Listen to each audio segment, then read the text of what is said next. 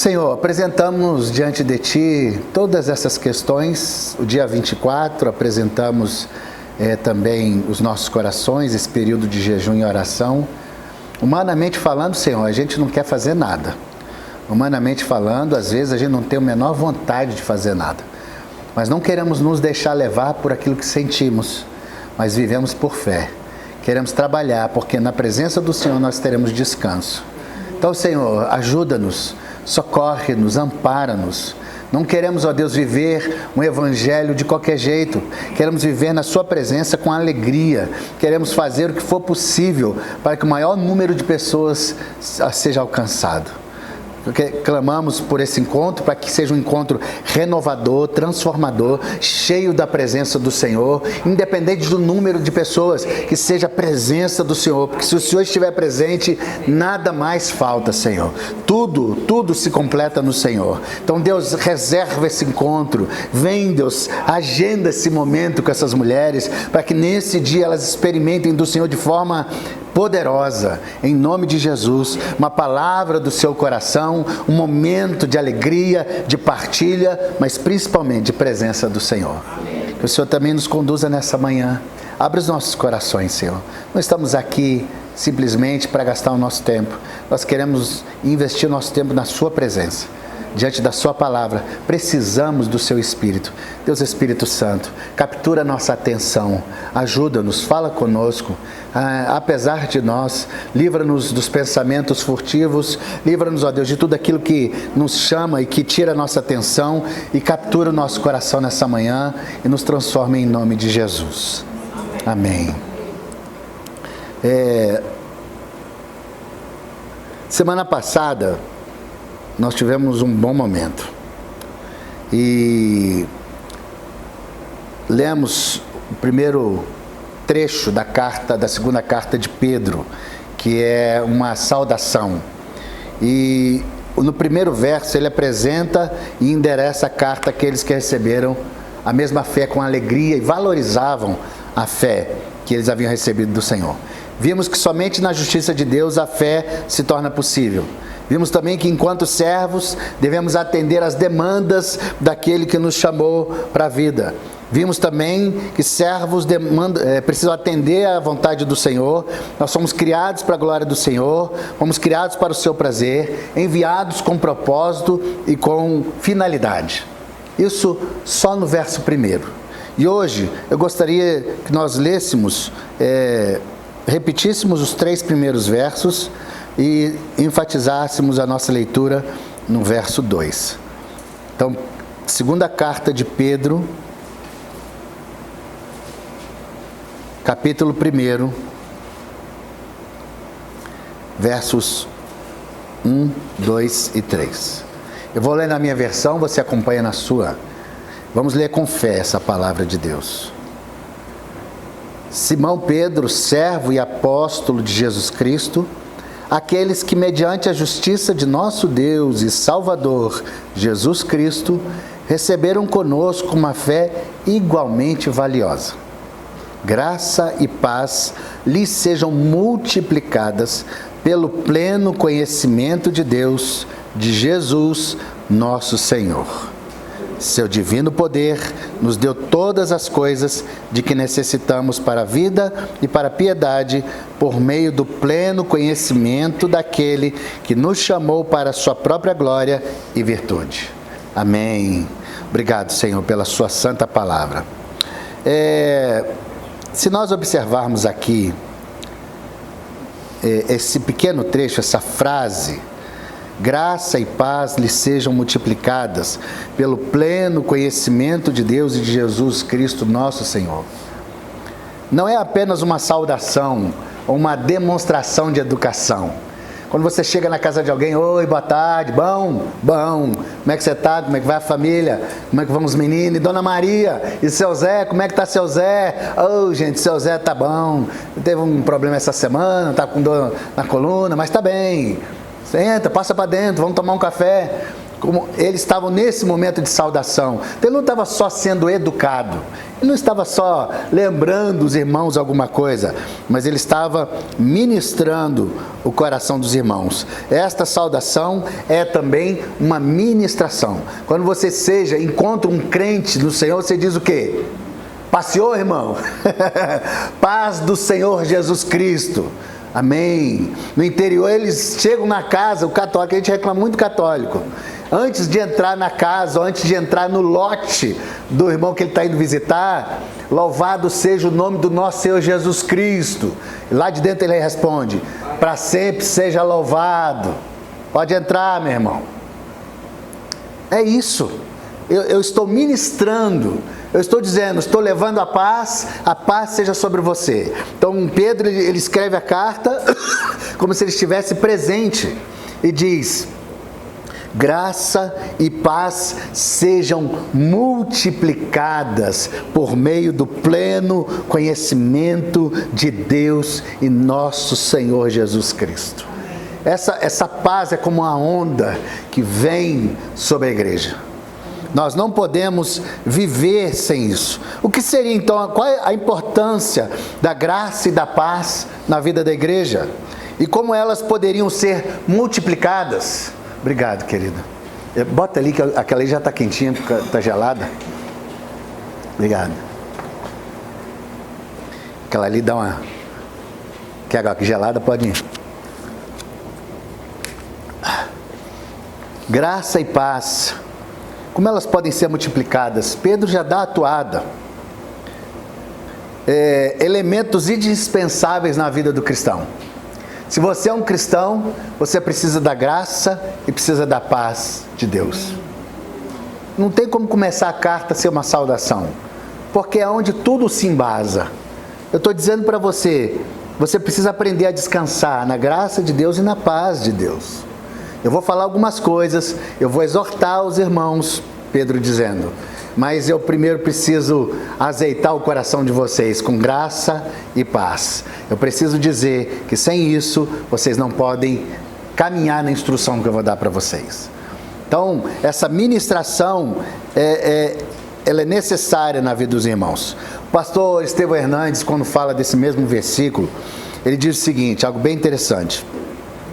A paz flui da graça, e a graça é a fonte da paz. A paz flui da graça, e a graça é a fonte da paz. A graça é a raiz, a paz, o fruto. A graça é a causa, a paz, a consequência. Onde há graça, também há paz. E não há paz sem graça. Muitas vezes buscamos paz, mas sem entender a graça, não vivenciamos a verdadeira paz. Porque é uma paz produzida por qualquer outra coisa. Uma paz produzida por meios naturais e humanos. Então, se uma depende da outra, não podemos separar. Eu preciso da graça para ter uma vida de paz. E a paz aqui não é ausência de problema, mas é enfrentando luta, eu encontro paz. Por quê? Porque ela está enraizada na graça. E a paz é fruto. Então, se eu quero colher o fruto da paz, eu preciso contar com a graça. Por isso, na jornada, enquanto caminhamos, não podemos nos esquecer da graça, porque a graça veio ao nosso encontro. O menino que estava no meio do mar foi agraciado. Ele estava perdido, ele não via o pescador, ele estava olhando para o infinito mar. Mas de repente, percebeu alguém vindo ao seu encontro. Foi agraciado com um colete que permitiu ele flutuar, ainda que muito longe de casa. Mas foi agraciado com alguém que o trouxe para perto e conduziu à terra firme. Na experiência de Pedro, ele teve que confiar na graça de Deus. Na experiência de Paulo, ele teve que confiar na graça de Deus. E você e eu precisamos confiar na graça de Deus. Porque a graça é o favor de Deus a pecadores indignos. é a paz e a condição daqueles que foram reconciliados com Deus. Então, eu não merecia e Ele me recebeu. E porque Ele me recebeu, eu era indigno, agora eu recebo paz, porque o Senhor me reconciliou com Ele. Graça e paz. Então, entende a profundidade dessa ministração? E nós somos chamados a viver nesse estado de percepção diária da graça e da paz de Deus. Porque quem pode nos tirar da mão do Senhor? Quem pode nos tirar do lugar seguro? O menino mesmo no meio do mar, ele pode se esconder no lugar seguro. Mesmo no meio do mar, ele pode correr para a rocha. Mesmo no meio do mar, ele pode se esconder no refúgio do Altíssimo. Mas no meio do mar, sim, porque é Ele quem nos sustenta. Não são as águas tumultuam. E quando Pedro tirou os olhos do Senhor e prestou atenção no tumulto das águas, o que ele fez? Afundou. Perdeu o Senhor de vista. E aí, por própria conta, não tem jeito de caminhar sobre as águas. Somente pela fé em Jesus Cristo.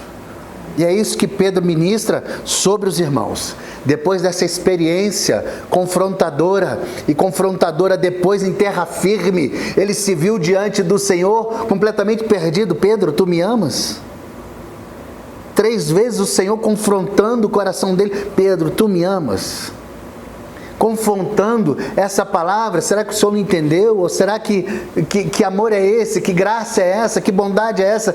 Será que o Senhor forjando, ajustando o coração de Pedro, para que ele pudesse ministrar o coração da igreja, dizendo: graça e paz vos sejam multiplicadas pelo conhecimento de Deus e de Jesus Cristo, nosso Senhor. Não só temos acesso à graça e à paz, mas temos acesso à graça e à paz que são sempre multiplicadas. Multiplicadas. Mas como eu multiplico a graça e a paz? Pelo conhecimento de Deus e de nosso Senhor Jesus Cristo. É o caminho. Então, Pedro, numa saudação, ministra o coração. Depois ele recomenda o aumento do conhecimento de Deus e de Jesus Cristo. A preocupação de Pedro é que eles cresçam em conhecimento intelectual e experimental. Eu não posso só crescer aqui na mente, só decorar versículo. Eu não posso só saber toda a teologia, tudo como Deus criou todas as coisas. Mas eu preciso do intelectual, para onde eu possa também ajustar o meu coração, mas preciso da experiência. Antes eu só ouvia o Senhor de ouvir falar. Hoje, os meus olhos te veem. Intelecto e experiência. Intelecto e experiência. Nenhum cristão vive só do intelecto, nenhum cristão vive só da experiência. Nós precisamos conjugar. Por isso, para que possamos ter uma vida madura diante do Senhor, uma vida frutífera. Não vivo só da experiência, porque a experiência vai faltar alguma coisa. Eu não conheço Deus, não sei o nome dele, não sei como é que ele é, onde é que ele mora, não sei nada a respeito dele, eu só sei que ele me tocou. É bom quando você é tocado e você sai. Um dos problemas de muitos homens que tem por aí, tiveram a experiência com o Senhor e aí começam a falar um tanto de coisa a partir da experiência, mas não conhecem a Deus no intelecto, não sabem quem Deus é, o que ele fez, o que ele pode fazer, como ele age, como ele não age, através daquilo que ele se revela. Quanto mais próximo, mais eu conheço do Senhor. Então a experiência tem o seu valor, mas eu preciso trabalhar na minha mente, porque eu serei confrontado por pessoas que não conhecem, por pessoas que vão vir com vãs filosofias. E Pedro estava combatendo aqui mais para frente, no capítulo 2, falsos ensinos e falsos mestres. Então eles precisam conhecer a graça e a misericórdia de Deus com o intelecto e com a experiência. Pois sejam multiplicadas, mas na medida que você se aplica no conhecimento de Deus. Quanto mais você estuda, quanto mais você lê sobre Deus, e mais você se sente desejoso de experiência, mais você quer a presença dEle. Esse Deus lindo, maravilhoso, que criou todas as coisas. Ele é tão detalhista, é tão bom olhar para a palavra de Deus e ver que um Deus tão grande fez coisa tão pequena. Ao mesmo tempo eu fico de boca aberta ao ver tanta coisa gigante que Deus fez, e mesmo o gigante é pequeno diante dele, não é nada. Os mares estão na palma da sua mão. O Senhor mede todas as coisas na palma da sua mão. Que Deus grande é esse? Conhecimento e intelecto, que aliado à experiência produz um cristão diferenciado, capaz de resistir ao dia mau, capaz de resistir àqueles que falam contra o Senhor, aqueles que falam contra a fé, aqueles que se levantam com falsos ensinamentos. Precisamos do intelecto e da experiência. A preocupação de Pedro é que eles crescessem nisso. Estudo e oração. O conhecimento de Deus só é possível por meio de Jesus Cristo. Jesus é a explicação de Deus, é a plenitude da divindade, é a expressa imagem do seu ser. É isso que a Bíblia fala. Jesus é a imagem do Deus invisível. Então, se não for por meio de Cristo, eu não aprendo, eu estou aprendendo parte de Deus. Mas como é que eu explico Deus? Olhando para Cristo. Porque Cristo é a imagem perfeita de Deus. E nós somos criados à sua imagem. Mas eu preciso olhar para Cristo, olhar para o Pai, para aquilo que Ele está fazendo, para aprender, para pôr em prática, para crescer. Como é bom estar do lado dEle, como é bom ansiar, como é bom receber um abraço. Eu estava angustiado, triste, o Senhor trouxe consolo, e o Senhor me exortou, me trouxe para perto, me ensinou, me deu um novo ânimo, me deu alegria, experiência. Aí eu vou para a palavra e vou para a experiência, vou para a palavra e vou para a experiência. Devoção e oração, devoção e oração. Isso produz um cristão diferenciado. E a igreja precisa disso, só por meio de Jesus Cristo. Ninguém pode chegar a Deus, exceto por meio de Jesus. João 14,6. Eu sou o caminho, a verdade e a vida. Ninguém vai ao Pai ou vem ao Pai, senão por mim. Foi Cristo que falou isso. Ninguém pode ver o Pai, senão olhando para Jesus. João 6,44. Ninguém pode ver o Pai. Quem vê a mim, vê ao Pai. A não ser quem o Filho revelar.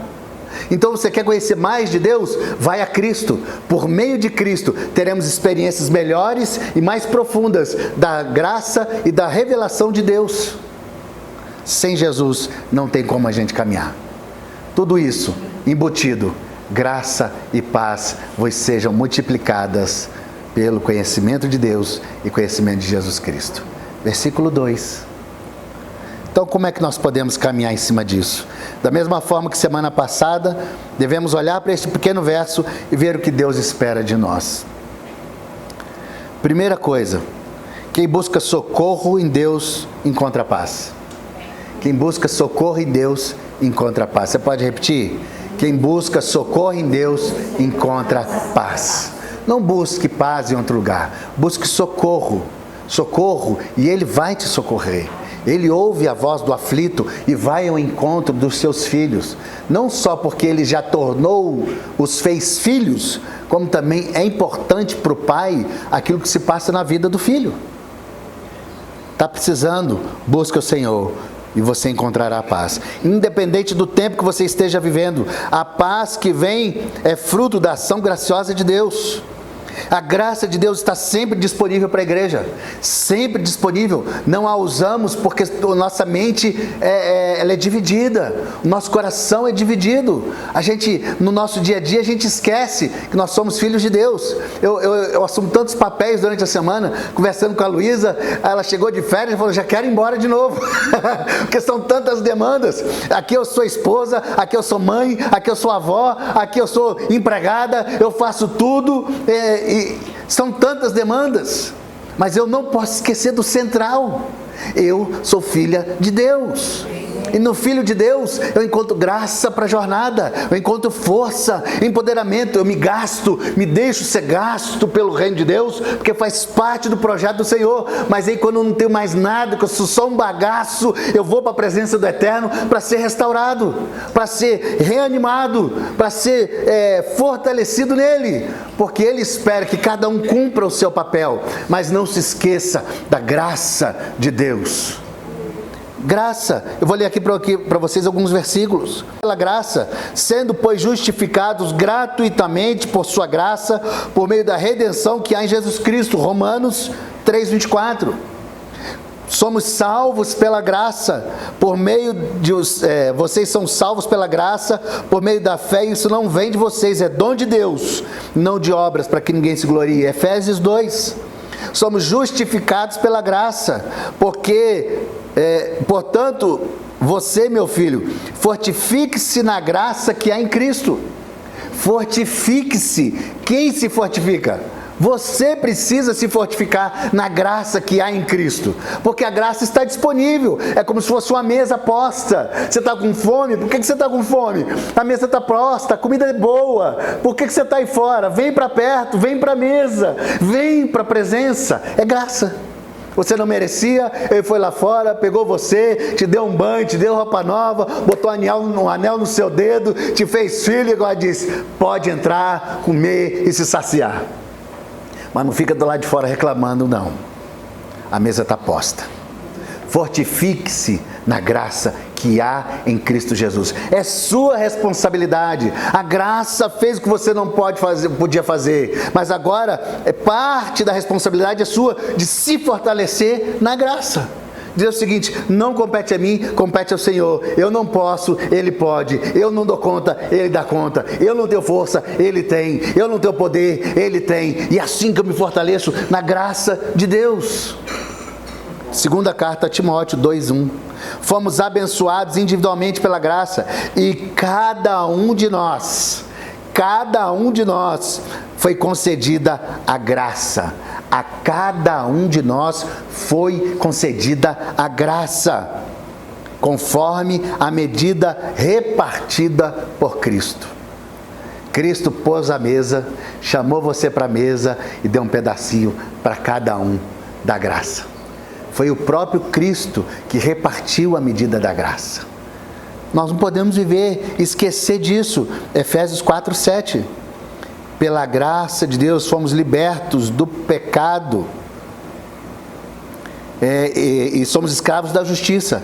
Vocês foram libertos do pecado e tornaram-se escravos da justiça, pela graça de Deus.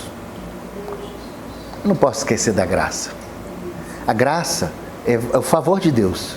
Mas quando a gente fala favor de Deus, fica pobre, né? Como é favor de Deus? Me faz uma gentileza aí, Deus. Faz um favorzinho para mim. Acompanhe meu filho ali até a faculdade, até o trabalho. Faz essa gentileza. É como se Deus fosse algo um mordomo, um servo. É o contrário. A graça dele para conosco. Nós já fomos agraciados. Ele já nos concedeu. Graça de Deus está sempre disponível para a igreja. A graça de Deus é o compartilhamento de si. Deus não está dando para você algo que está fora dele. Ele está dando dele. A graça dele é a extensão dele sobre você. A graça dele é ele te estendendo a destra, ele te estendendo a mão, te trazendo para perto. Isso é graça. É a mão dele indo te sustentando. É a mão dele indo te ajudando. É o sopro de vida dele sobre você te reanimando. Quando falamos, Deus me abraça, me ajuda, me socorre, quem que você está esperando que venha o seu socorro? É Deus. Essa semana eu estava com as meninas, conversei, a gente estava estamos mudando ainda, no processo de mudança de casa. Aí eu cheguei para as meninas, nossa, eu fui ali embaixo e achei um tanto de caixa de papelão, que sorte! Aí deu 2 minutos, voltei, gente, volta aqui. Não foi sorte, me perdoem, foi bondade de Deus.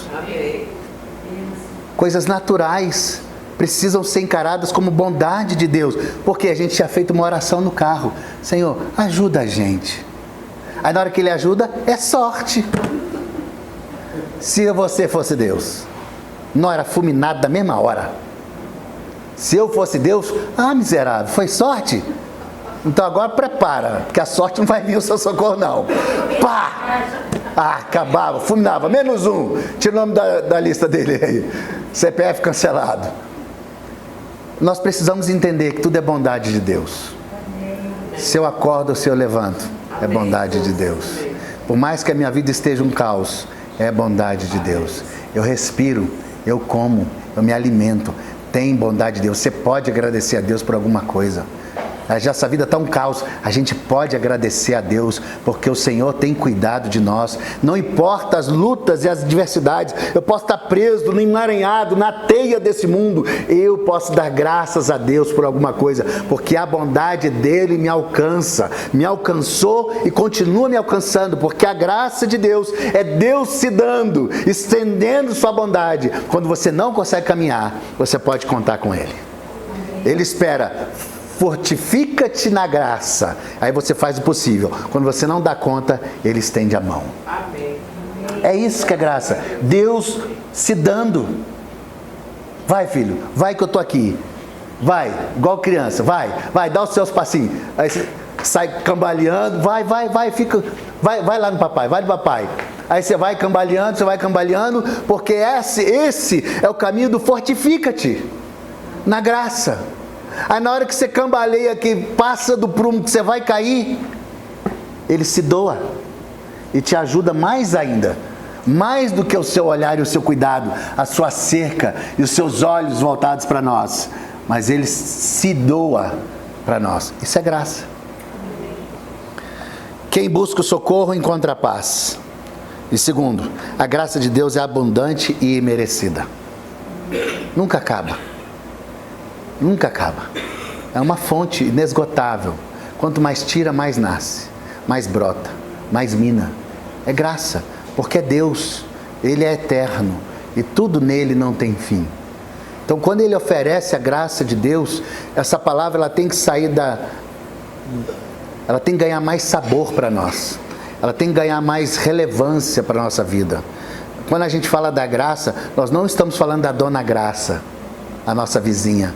Nós não estamos falando de um favor do governo, do indulto do presidente. Nós estamos falando de algo muito superior, algo que não tem preço, mas que é concedido a todo aquele que crê. Graça, abraço de Deus, infinita, abundante e sempre será imerecida. Sempre. A gente olha um para o outro e a gente sabe, você merece, eu não mereço. Você merece, eu não mereço. Eu não mereço, você merece. A gente está sempre se comparando, sempre colocando o outro em dívida. Mas por isso que nós somos agraciados, porque nós não merecemos. É abundante, que jorra para dentro e para cima de nós. Deus não economiza, não retém o seu favor. Sempre, todo dia, principalmente quando não conseguimos caminhar, Ele vem sobre nós, nos auxilia em nossa jornada rumo à eternidade. Você foi posto no caminho para chegar a um fim. E é o Senhor quem o capacita a chegar no fim. Graça, amparo, socorro presente na angústia. Que socorro presente na angústia é esse? Graça. Aí no meio da angústia você encontra a paz, porque você foi alcançado com graça. E aí um coração que reconhece e percebe a graça produz o fruto da paz. Ele encontra a paz, porque essa raiz cresce, me ampara e me ajuda, e ela produz em mim algo que eu não posso produzir, ninguém pode compreender. Como é que você pode encontrar paz numa situação como essa? Como é que você, vivendo o que você está vivendo, consegue sorrir? Como é que você consegue cantar? O mundo está um caos. Só quem encontrou a graça consegue viver na paz de Cristo. Graça e paz. Então, ela é imerecida. Ela é abundante, ela vem para nos ajudar a chegar no nosso objetivo. Não sei quantos aqui já brincaram de videogame, ou já viram alguém brincando. Na nossa época, na década de 80, 90, os primeiros videogames, Hoje, os videogames desses meninos, os meninos morrem infinitamente e continuam jogando. Hoje, que graça tem isso? A gente chegava lá, tentava zerar o jogo, quando estava faltando um pouco para zerar, você morria. Morria de verdade mesmo, porque não tinha como recuperar aquela vida. Mas alguns processos se desenvolviam no jogo, onde você ganhava uma nova oportunidade.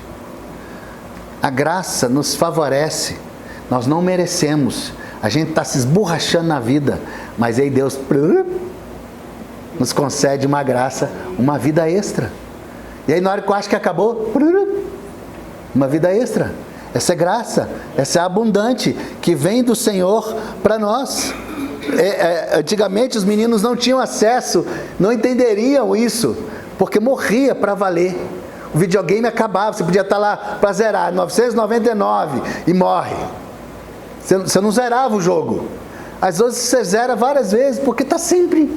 Aí perde a importância da vida no jogo.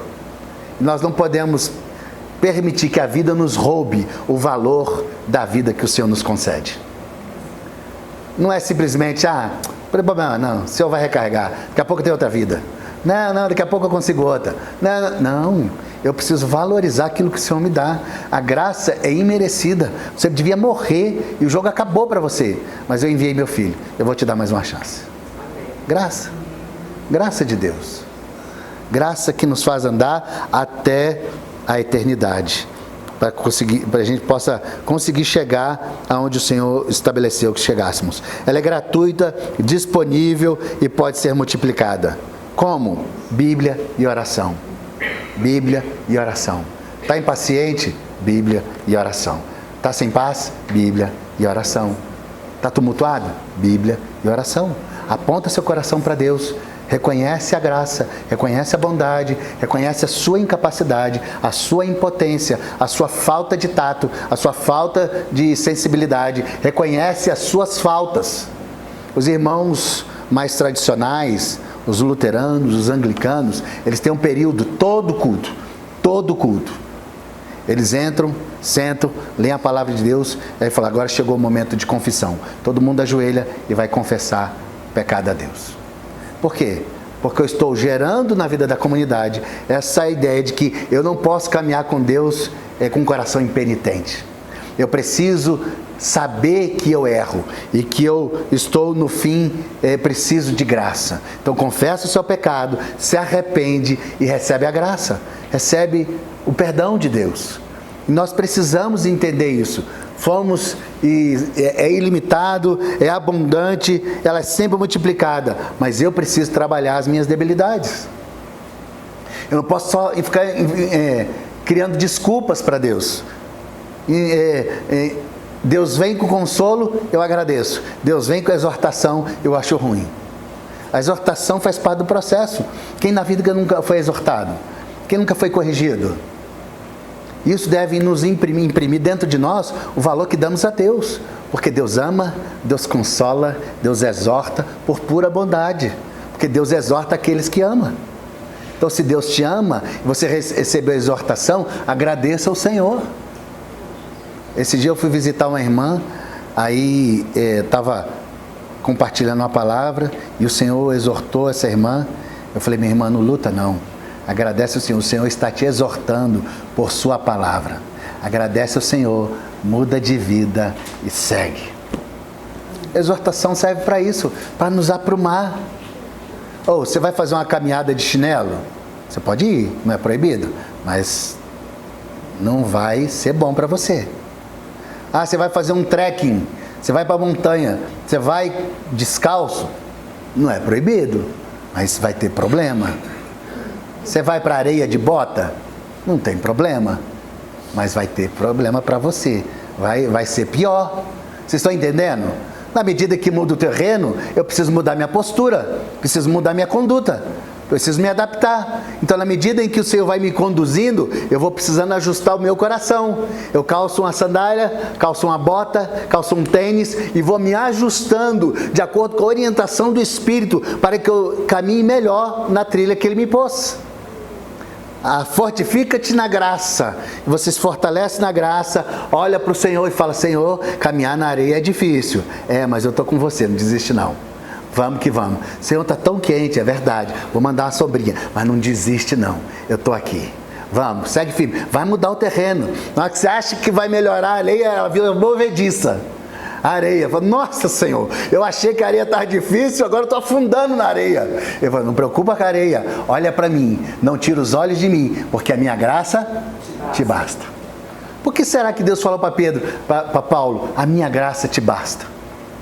Porque para ele nada mais importa. Tira os olhos do terreno, tira os olhos da vida, olha para mim, a minha graça te basta. Sou eu que te amparo, que te sustento, que aprumo o seu coração. Você pode estar afundando até o pescoço, se você segurar na minha mão, você vai viver. Quando Abraão foi sacrificar Isaac, ele no coração ele tinha que ter certeza que Deus ia ressuscitar Isaac, porque ele foi para oferecer Isaac, aquilo que ele tinha de mais precioso, mas ele confiou na graça de Deus. Por isso ele fez, e o anjo falou: ops, segura, aguenta aí. Agora eu vi que você não me poupou o seu próprio filho, e providenciou o sacrifício. O Senhor providencia o que nós necessitamos para a nossa jornada. Amém? Amém? Por isso eu encerro essa manhã com essa ministração de Pedro. Graça e paz lhe sejam multiplicadas pelo conhecimento de Deus e de Jesus Cristo, nosso Senhor. Que o Senhor te oriente, que o Senhor te fortaleça, que o Senhor se revele, que através da oração e da palavra, através do ensino e da prática, você seja conduzido debaixo da sua graça, experimente o Senhor, viva no Senhor e se fortaleça na graça, no nome santo de Jesus Cristo. Amém? Que Deus te abençoe.